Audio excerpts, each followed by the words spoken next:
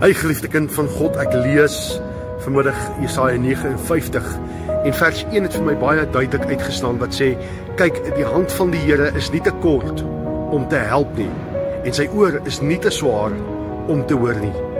Ek weet nie deur wat se situasie jy op hierdie stadium gaan nie of in wat se omstandighede jy jouself bevind nie, maar kom ons gryp hierdie belofte in die woord van die Here met al twee hande aan. Kom ons maak dit deel van ons lewe.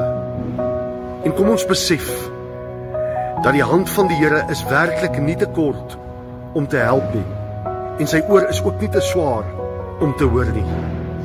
As ek en jy werklik na God toe gaan in gebed, dan sal hy vir ons voorsien op sy tyd en hy sal ons verlos van enige krisis of probleem waarin ons onsself bevind. Kom ek en jy gaan vandag en ons lê elke siekte, elke probleem, elke krisis by die voete van Jesus en kom ons loof en ons prys die Here dat sy hand nie te kort is om te help nie en sy oor is ook nie te swaar om te hoor nie. Mag God julle seën. Amen en amen.